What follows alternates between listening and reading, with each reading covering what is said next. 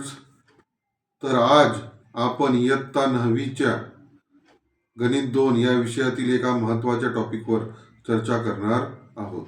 तर इयत्ता 9वीच्या गणित 2 या विषयामध्ये एक प्रकरण आहे, प्रकरण 7वे निर्देशक भूमिती. तर या निर्देशक भूमितीचे इंट्रोडक्शन म्हणजेच ज्याला आपण म्हणतो प्रस्तावना किंवा मुख्य जो उद्देश आहे तो आपण या टॉपिकमध्ये बघणार आहोत. तर निर्देशक भूमिती या चॅप्टरमध्ये आपण मुख्य लक्ष, अक्ष, आरंभ बिंदू आणि चरण या संकल्पना समजून घेणार आहोत. तर अक्ष म्हणजे काय, तर निर्देशक भूमितीमध्ये आलेखाचा उपयोग केला जातो आणि आलेखामध्ये दोन अक्ष असतात. एक आहे एक्स अक्ष आणि दुसरं असते वाय अक्ष. याला आडव्या अक्षाला एक्स अक्ष म्हणतात आणि उभ्या अक्षाला वाय अक्ष म्हणतात.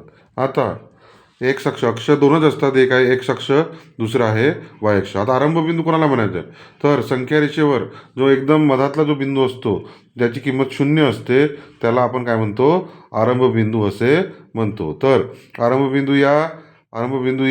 बिंदूचे निर्देशक एक्स निर्देशक देखील 0 असतो आणि वाय निर्देशक देखील काय असतो, 0 असतो. आरंभ बिंदू तर संख्या रेषेमध्ये आपल्याला माहिती आहे की उजव्या बाजूला धनसंख्या असतात, डाव्या बाजूला ऋणसंख्या असतात. तर एक्स अक्षाच्या उजव्या बाजूला पॉझिटिव्ह नंबर्स, इथे कोणत्या संख्या येतात, धनसंख्या. इथे धनसंख्या येतात एक्स अक्षावर आणि एक्स अक्षाच्या डाव्या बाजूला ऋणसंख्या येतात. त्याच्यानंतर उभा जो अक्ष आहे, उभ्या अक्ष ज्याला आपण वाय अक्ष म्हणतो, तर वाय अक्षाच्या वरच्या बाजूला म्हणजे जी वर्टिकल जी लाईन असते उभी वरच्या बाजूला, त्या बाजूला असतात धनसंख्या आणि खालची जी बाजू असते खालची जी बाजू असते वाय अक्षाची तिला म्हणतात, त्या बाजूला ऋणसंख्या असतात. तर या ठिकाणी आपण गोष्टी पाहिल्यात कोणत्या, तर एक्स अक्ष आणि वाय अक्ष, त्याच्यानंतर धनसंख्या आणि ऋणसंख्या, आरंभ बिंदूचे निर्देशक आणि धनसंख्या आणि ऋणसंख्या कुठे असतात हे आपण या ठिकाणी शिकलो. तर आता आलेखाचे जे चरण आहेत ते 4 प्रकारचे चरण असतात.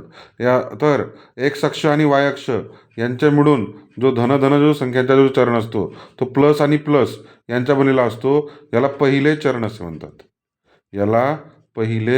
चरण असे म्हणतात.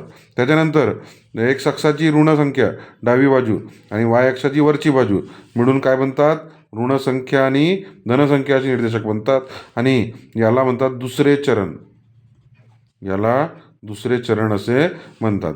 तिसरे जे चरण आहे याला तिसरे चरण म्हणतात. तिसऱ्या चरणामध्ये एक्स अक्षावरच्या ऋण संख्या आणि वाय अक्षावरच्या ऋणसंख्या म्हणजे दोन्ही निर्देशक काय असतात, ऋण आणि ऋण असतात. तर हे झालं तुमचं तिसरे चरण.